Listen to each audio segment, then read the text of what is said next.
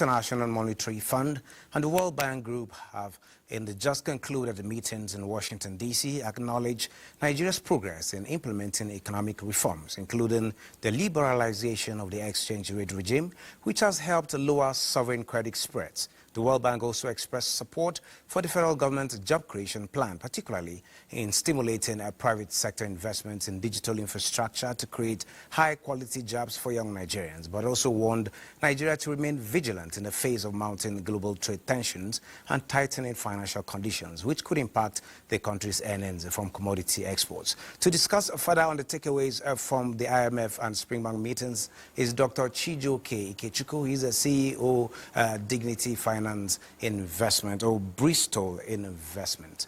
You're welcome to Network News at 9. Thank you very much. It's my pleasure. Okay, Doctor, a quick one. How should Nigeria leverage the IMF and World Bank's support to accelerate its economic reforms and possibly achieve inclusive growth amid global uncertainties?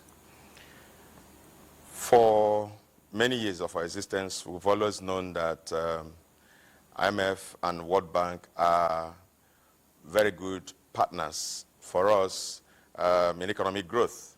They have always been there, giving their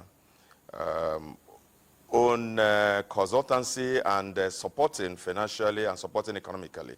And so what we have to do at all times is to ensure, in the first place, there is a good relationship existing amongst us, and secondly, to ensure that we meet all obligations that we have with them in order for us to be in a good relationship with them. Of course, before we approach IMF and World Bank, we need to go with whatever thing we think should be our benefits. And of course, things we're taking to the table, because usually relationships of this nature are always a win-win thing. They benefit from our relationship, we benefit from theirs. Whenever there is a good relationship in such environment, you can always expect that everybody will be happy to be in it. Okay, talking about symbiotic relationships now, in the light of recommendations, what's your take on efforts being taken to strengthening macroeconomic buffers in the slowing inflation as well as boosting growth, particularly in Nigeria? All we have to do is just to ensure that we sustain the growth pattern. We have seen that we are gradually growing our economy, and all the indices are showing up and looking up.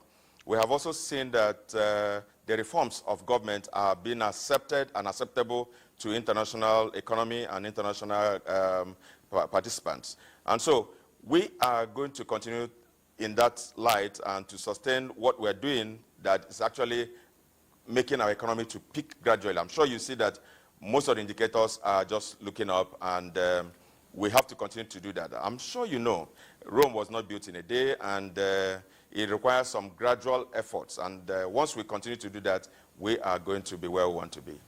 Okay, lastly, before I let you go, what do you think Nigeria should be doing at this time to balance opportunities and risks of expanded intra-African trade, which is the conversation now, particularly taking advantage of the AFCFTA at a time of trade wars? It's an opportunity for us, as a matter of fact. When we have a lot of trade wars and the tariff wars happening between Africa and the Western world, we need to look inwards. We already have all the trade agreements with Africa and West Africa, as the case may be.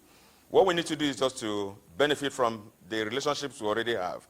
Africa is so blessed because there is nothing we want from the Western world we cannot get from within Africa. And every country of the world has one thing or the other they can offer to the world. Africans have a lot they can offer to themselves, and all we need to do is just to ensure that we seek what we want from within Africa, and it will just be win-win for every African country. And that way, but of course, for us to optimize our membership of FCTA, we need to continue to produce so that we have a lot to offer to the African market.